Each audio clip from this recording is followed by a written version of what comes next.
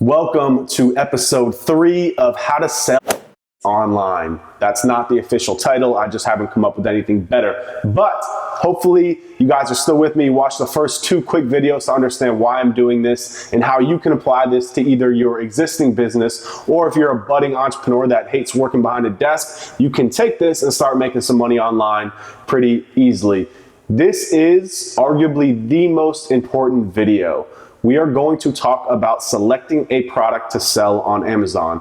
Obviously, Amazon is e-commerce. We're not selling services. We are going to be focusing on products. And just so you know ahead of time, the too long didn't read of this video is we're going to be finding a product to source from a very low cost manufacturer and then just attacking old school arbitrage, which means buying low and selling high. And I'm going to talk about all of that, how you can do that in this video. It's very, very, very important.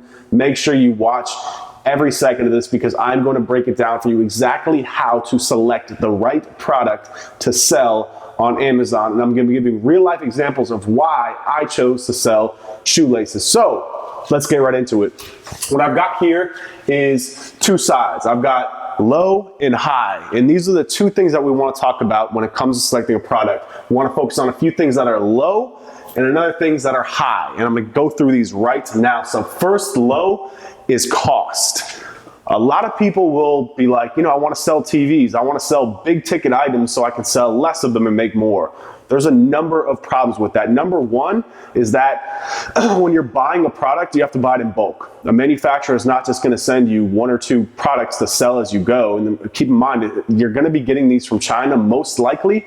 So there's going to be a 3 to 5 week turnaround time on your inventory. So lower cost things are better because you're going to have to invest your own capital to get it. For example, my shoelaces, the minimum order that I could put up was 1,000. It's not really a big deal because they only cost me 50 cents each SKU. So I only had to put up $500 to get my product sourced for my first shipment. So you want to find something that's low cost. And I know that's tough at first because that means you got to do big volume to make money. So we want to find products that are low cost, but have high demand and high volume. And the way that I check this is 2 ways. Number one, I just go to Google and I will go to either the Google Keyword Planner, which I'll leave you a link for, or I'll just go to Google Search and I'll see how many search results are coming up for that product, how many brands are selling it, how many stores are selling it. And there's a tool to go into Amazon to see how many people are searching for that product within Amazon. So I'll check, number one, how many people are searching per month within Google with the Google Keyword Planner tool to get an idea for monthly demand, monthly search volume. And number 2, I'll use a tool to check how many people are searching within Amazon, which is even more important to understand the demand for that product within Amazon. So we want to look for something that has at least 10,000 searches a month because we're going to be selling these things for a pretty low cost. So again, in order to make money off this, we got to sell a lot. We got to push numbers. And if it's low cost, we got to do more to make good money off this. So that's number one. It needs to be low cost because you have to invest your own money up front to get this product. So I like to look at things like commodities. By commodity, I mean like hand soap, I don't know, shoelaces, right? Just kind of random nobody's really thinking about. And I'm gonna talk a little bit more about that right now. Number 2 is low weight. Because again, we have to pay for this stuff to get shipped from across the world. The bigger the product is, the more expensive it's gonna be to ship, right? So again, smaller products work better because the shipping fees are gonna be lower and the cost to land it to you are gonna be better, i.e. your margins are gonna be better, and we can mark these things up for a much higher rate. Number 3 is tech, and this is huge. Stay away from anything tech related or highly functional.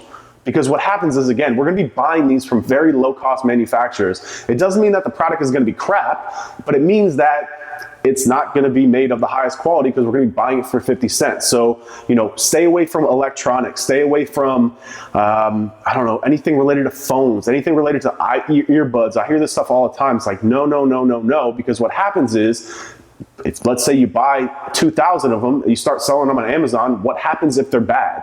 People are going to leave you bad reviews, and reviews are incredibly important when selling, not only on Amazon, but anywhere on the web today. People check reviews, and reviews on Amazon also play a very large role in your internal ranking system within Amazon. So if you've got a bunch of 1-star reviews because your product is crap, when people are searching for shoelaces, you're not going to show up, which sucks because you're not going to get any traffic to your store and you're not going to make any sales. So Let's keep something simple, low cost, low weight, and low tech, very easy, very, again, shoelaces, they're something that's all already made in China. Even Nike's having their stuff made in China.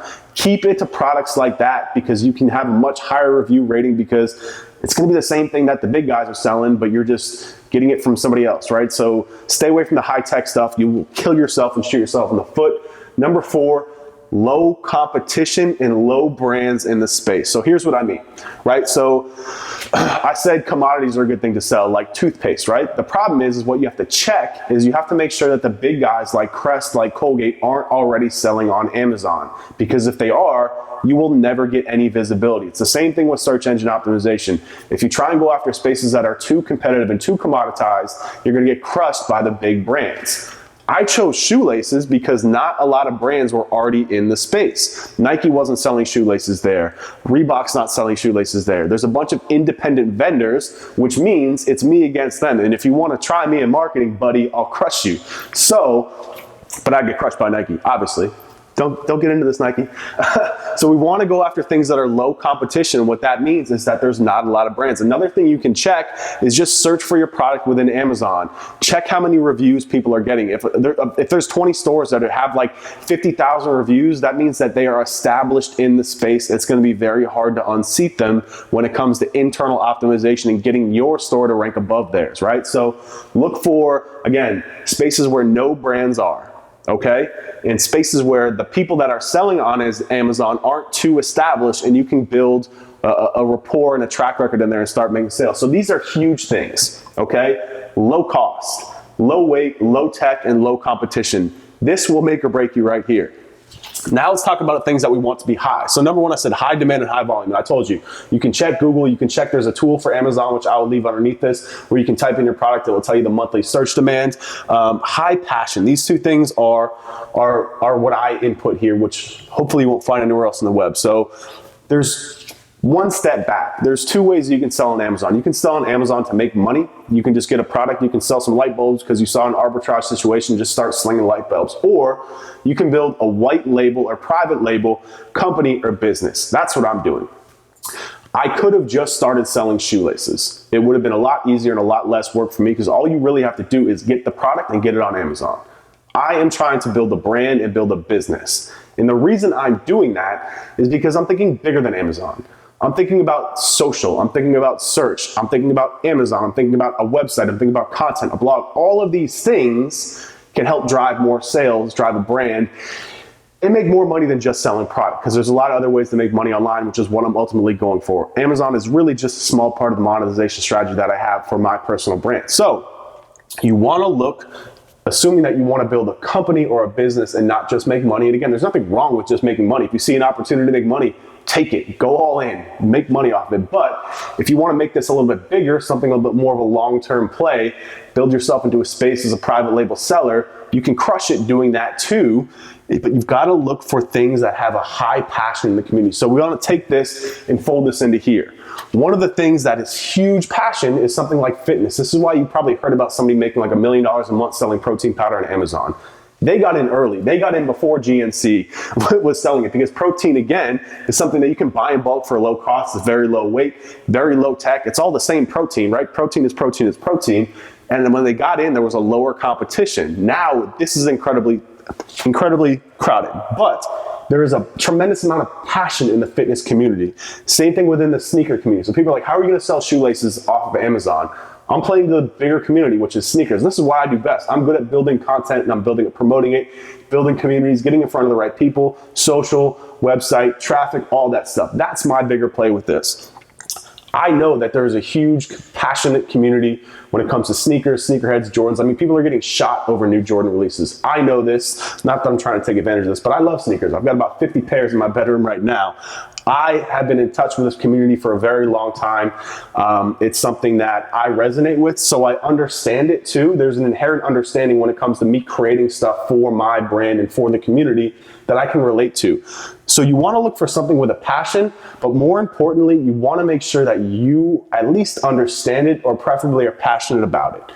And this is something that people miss off. Again, if you just want to get on Amazon to start making money, you don't have to be about it, that's fine. But if you want to build this into a brand and a business, a long-term play, you want to be interested in it, because this is going to be something you're going to be doing for the next 5 to 10 years of your life.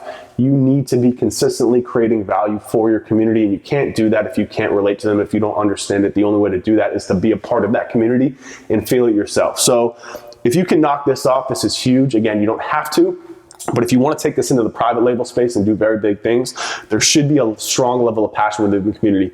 How can you check this? Social. Go to Facebook, go to Twitter, go to Reddit, go to forums, look on the web for your keywords, whatever. And again, it doesn't have to be shoelaces. Niche up, look bigger. Again, if you're selling protein, it's fitness, it's bodybuilding. If you're selling light bulbs, it's home decor, it's home improvement. All of these things, niche up and tap into that very viral and very passionate niche, and you can start building a website with content and blogging and getting traffic to the site, which is what I'm doing now, which I'm excited to show you guys about later because I'm crushing it already. Social is another huge play in viral communities. It's so easy. I'm building page likes for my brand, which I'll talk about in the next video, at 5 cents a like, because people are so interested in sneakers. This is huge. Look for people that are passionate, look for communities, and tie it in with this other stuff. And finally, potential. I already touched on this. I'm talking about building a brand. So when I say potential, I mean the ability, excuse me, the ability to private label that. And what that means is that I'm buying shoelaces from a manufacturer. Is my microphone falling off? No, we're still here. Sorry, I got this janky setup here, guys. My girlfriend dropped it. Tell her I said that. When I say potential, I mean the ability to private label something. That means I'm buying shoelaces from the same manufacturer that a million other people are. It's just a blank shoelace. But what I'm going to do is I'm getting packaging for it. I'm building a brand. I'm getting a logo. I got a name, Laces Out. I built a website. I built social pages. I'm building a brand on top of the product. There has to be potential to do that if you want to take this to the next level. Again, if you just want to sell shoelaces or sell protein powder because there's an opportunity to make some passive income, by all means, go do it. You don't have to do the website thing. You don't have to do the social thing. You can just sell that shit and make money. I have no issue with that. But again, what I'm doing here is taking it one step further, and I'm building a brand on top of it. I'm putting a business on top of it. And I'm doing this for the long-term play because I know that this thing can and will blow up. So this is my little matrix here. It's very oversimplified. There's a lot of good information on the web about this, but if you can stick to these things, if you can find something that's low cost but has a high demand, low weight, low tech, low competition, high passion, and high potential for branding, you've got a winner. So I strongly suggest if you're going to pursue this avenue, take time, take at least a month to select the product. Do research, do your research. Go find other videos about this. There's a ton of information on the web about how to select the product. Please, please, please do not dive into this, because once you're in, you're in. Once you've bought the product and you've shipped 1,000 units to your home, you're in. There's no turning back. You want to make sure that you made the right selection, and making the right selection will make it 100 times easier for you. I promise. Again, it's crucial. So heed these words wisely, go do more research. And in the next video, I'm going to start talking about how to find these products, where to get them, and how to start communicating with these sellers to get some samples and to get your product and to start making some money. So again, my name is Ryan Stewart. Please like us on Facebook, Hello Webbers, YouTube to see more of these videos. I will see you in the next one.